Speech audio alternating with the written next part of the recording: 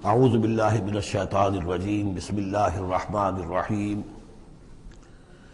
سبح اسم ربک الاعلی الذی خلق فسوی والذی قدر فہدی صدق اللہ العظیم۔ اب جو دو صورتوں کا جوڑا آ رہا ہے، سورۃ الاعلی اور سورۃ الغاشیہ، ان دونوں کے بارے میں یہ بات تو آپ میں سے بہت سے حضرات کے علم میں ہوگی کہ نبی اکرم صلی اللہ علیہ وسلم کا یہ معمول تھا کہ جمعہ اور عیدین کی نمازوں میں آپ ان صورتوں کی قرأت فرماتے تھے، پہلی رکعت میں سورۃ الاعلی، دوسری رکعت میں سورۃ الغاشیہ، اور اس کی وجہ بھی صاف سمجھ میں آ جاتی ہے۔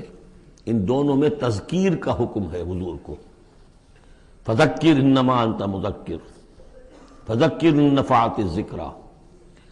تو چونکہ جمعہ اور عیدین میں خطبہ ہے، باقی نمازیں جو ہیں وہ تو صرف قرآن پڑھا جاتا ہے، لیکن یہ کہ جن نمازوں کے ساتھ خطبہ ہے اس میں وہ تذکیر ہے، یاد دہانی ہے، اور اس کے حوالے سے پھر یہ صورتیں جو ہے حضور نے صلی اللہ علیہ وسلم ان نمازوں کے لیے گویا کہ منتخب کی۔ سبح اسم ربک الاعلی، پاکی بیان کرو اپنے اس رب کے نام کی جو بہت بلند و بالا ہے۔ نام کا لفظ یہاں کیوں کہا گیا؟ اس لیے کہ ہمارا جو بھی کوئی ذہنی رشتہ ہو سکتا ہے اللہ تعالیٰ کے ساتھ، جہاں تک اس کی ذات ہے، وراء الورا ثم وراء الورا ثم وراء الورا، اس کا کوئی تصور ہمارے لیے ممکن نہیں، ہمارے تخیل سے، تصور سے، وراء الورا ثم وراء الورا، ہمارا جو بھی اس کے ساتھ ذہنی قلبی رشتہ ہے اس کے ناموں کے حوالے سے ہے۔ وَلِلَّهِ الْأَسْمَاءُ الْحُسْنَىٰ فَادْعُوهُ بِهَا، لہذا تسبیح بھی ہوگی اللہ کی، تحمید بھی ہوگی تو اللہ کے ان اسماء کے حوالے سے ہوگی۔ الذی خلق فسوی والذی قدر فہدی، یہ چار الفاظ جو ہے بہت قابل توجہ ہیں۔ جیسے کہ اس سے پہلے ہم پڑھ چکے ہیں کہ تین الفاظ میں تخلیق کے عمل کو اللہ تعالیٰ نے واضح کیا تقسیم کرتے ہوئے، هو اللہ الخالق البارئ المصور۔ ایک شے کا پہلے ایک ذہن میں نقشہ بنتا ہے، پھر اس کا بالفعل اس کو پھر باہر جو ہے اس کا وجود آتا ہے، پھر اس کے فنشنگ ٹچز ہوتے ہیں، پھر تصویر ہے اس کی۔ الخالق الباری المصور، یہ سورہ حشر کے آخر میں جو اسماء کا گلدستہ ہے سب سے بڑا قرآن حکیم میں، اس میں آخر میں یہی تین ہیں۔ یہاں چار الفاظ ہیں، خلق فسوا۔ اس کو ہم یوں سمجھ سکتے ہیں کہ ایک ہے کسی چیز کا جو اصل حیولہ ہے وہ تیار کر دیا جائے، جس کی سادہ ترین مثال یہ ہے کہ بلڈنگ ہے، اس کا سٹرکچر کھڑا ہو گیا، اب اس کے بعد تسویہ ہے، اس کی چھان پھٹک کر کے اور اس کے سنوارنا ہے، اس کو، اس کے اندر ڈیکوریشن ہے، اس کے اندر مختلف جو ہے خوبصورتی کی چیزیں پیدا کرنی ہے، یہ تسویہ ہے۔ تو تخلیق ڈھانچہ کھڑا ہو جانا، اور تسویہ پھر اس کے اندر تمام چیزوں کو بہتر سے بہتر انداز میں فنشنگ ٹچز دینا۔ والذی قدر فہدی، اب ہر شے کی جو کہ ان دو مراحل سے گزر چکی ہے، تخلیق اور تسویہ کے دو مراحل سے، اب اس کے لیے ایک اندازہ مقرر کیا جاتا ہے، اس کی کیا کیپیبلٹیز ہیں، اس کی کیا پوٹینشیلٹیز ہیں، یا یوں کہیے اس کی کیا لیمیٹیشنز ہیں۔ اب ایک انسان ہے، اشرف المخلوقات ہے، لیکن اس کی یہ لیمیٹیشن ہے کہ وہ اڑ نہیں سکتا۔ پرندہ ہے، چھوٹی سی چڑیا ہے، اڑتی پھرتی ہے۔ تو ہر ایک نوع کی لمٹس ہیں، ہر ایک نوع کے لیے اللہ تعالیٰ نے اس کی ایک تقدیر، اس کا ایک اندازہ جو ہے مقرر کر دیا ہے۔ پھر انواع کی تقدیر مقرر، انسانوں کی بھی تقدیر ہے، وہ جو میں بتا چکا ہوں، شاکلہ جو بنتا ہے، وہ جو بھی جینز آئے ہیں وہ تو اس کے گویا کہ گیون ہیں اس کے لیے، کسی کو ذہانت والے ملے ہیں، کسی کے اندر جسمانی قوت والے زیادہ ہیں، کسی میں کوئی اور وصف ہے، تو یہ بھی اس کے لیے گیون ہے، اور اس سے اس کا شاکلہ تیار ہو جاتا ہے، اس کی شخصیت کا ایک سانچہ بنتا ہے۔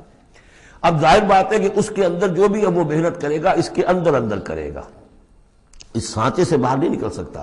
جیسے انگریزی کی کہاوت کہہ لیجئے یا جو بھی اسے کہیں، کہ وہ کہتے ہیں کہ you can't outgrow your skin, یہ کھال جو ہے ہمارے جسم پر چڑھی ہوئی ہے، آپ کتنے ہی موٹے ہو جائیں، میں اور کتنا ہی پھیل جاؤں، لیکن کھال سے باہر تو نہیں نکلوں گا، کھال وہ پھیلتی چلی جائے گی، تو کھال کے اندر رہنا ہے۔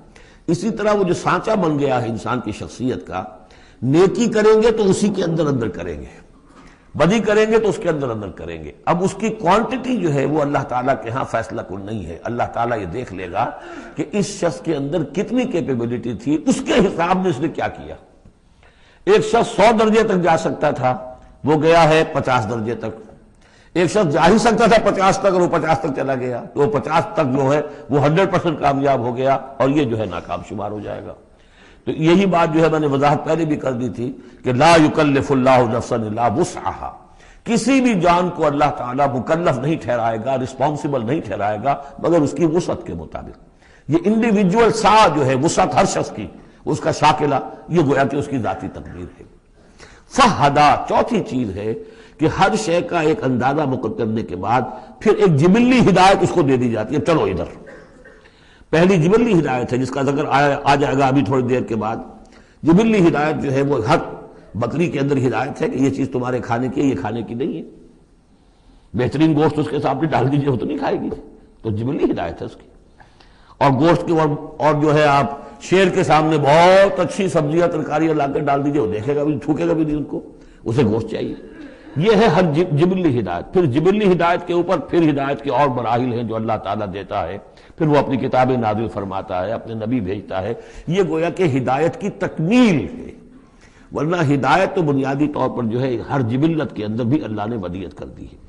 تو یہ ہر کریشن کے لیے یہ 4 الفاظ جو یہاں آئے، سبح اسم ربک الاعلی الذی خلق فسوی والذی قدر فہدی والذی اخرج المرعی، وہی ہے کہ جو نکالتا ہے چارہ زمین سے، فجعلہ غثاء احوا، جو شروع میں تو گھاس اگی ہے تو بڑی خوبصورت ہریاول جو ہے، اس کے بعد وہ سیاہ پڑ جاتا ہے اور چورا چورا ہو جاتا ہے۔ سنقرئک فلا تنسی، اے نبی ہم آپ کو پڑھا دیں گے، آپ بھولیں گے نہیں۔ یہ بھی وہی بات ہے جو سورہ قیامہ میں آ چکی ہے، لا تحرک بہ لسانک لتعجل بہ ان علینا جمعہ وقرآنہ، ہمارے ذمہ ہے، آپ یہ مشقت زیادہ اپنے اوپر نہ لیں، یہ ہم کام کر دیں گے، آپ کے سینے میں اس کو جمع کر دیں گے اور پڑھوا دیں گے، ترتیب بھی بتا دیں گے۔ سنقرئک فلا تنسی الا ما شاء اللہ، سوائے اس کے جو اللہ چاہے۔ تو اگر اللہ چاہے، فرض کیجئے اس لیے بات کو واضح کرنے کے لیے، اللہ بلانا چاہے گا تو آپ لاکھ اپنی زبان کو حرکت دیتے رہیں، اللہ تعالیٰ کی قدرت سے تو آپ باہر نہیں نکل سکتے، آخر اللہ تعالیٰ قدیر ہے اللہ شے پر۔ لیکن یہ کہ یہ صرف اس امکان کو ظاہر کرنے والی بات ہے، اس کا یہ مطلب نہیں کہ اس سے یہ نکل آتا ہے کہ قرآن مجید کی کوئی آیت جو ہے اللہ نے بھلوا بھی دی محمد کو صلی اللہ علیہ وسلم۔ یہ ایسے ہی ہے، قل ان کان للرحمن ولد فانا اول العابدین، اگر اللہ کا کوئی بیٹا ہو تو سب سے پہلے میں پوجوں گا اسے۔ تو یہ اس طرح کی چیز ہے، الا ما شاء اللہ انہ یعلم الجہر وما یخفی، وہ اللہ تعالیٰ جو ہے وہ تو جانتا ہے، خواہ کوئی بلند آواز سے بات کہی جائے اور خواہ اسے چھپایا جائے۔ وَنُيَسِّرُكَ لِلْيُسْرَىٰ، اب یہ لفظ ذرا یہاں نوٹ کر لیجئے، یہ آگے بڑھ کر ایک مضمون کھلے گا اس سے۔ اور سہج سہج تیسیر، یسر سے باب تفعیل، آسان کرنا، اور سہج سہج تھوڑا تھوڑا رفتہ رفتہ ہم آپ کو آسان بنا دیں گے۔ کس چیز کے لیے؟ یسرا، وہ بڑی جو آسانی ہے جنت وہاں پہنچائیں گے، اور جو بڑی کامیابی ہے دنیا میں دین کا غلبہ وہاں بھی پہنچا دیں گے، لیکن سہج سہج ہوگا۔ اس کے لیے اپنا ایک تدریج ہے جو ہماری حکمت میں، ہمارے علم میں ہے۔ ویسے ہم چاہیں آنے واحد میں کر دیں، دین کا غلبہ ہو جائے، کوئی رہے نہ دشمن، آنے واحد میں تمام انسان جو ہے اور تمام جنات کو ابو بکر جیسا بنا دیں، ہم بنا سکتے ہیں۔ لیکن یہ کہ ہماری جو حکمت تخلیق ہے اس میں یہی ہوگا، تیسیر، آہستہ آہستہ، اور یہ فلسفہ آگے چل کر بہت کھلے گا۔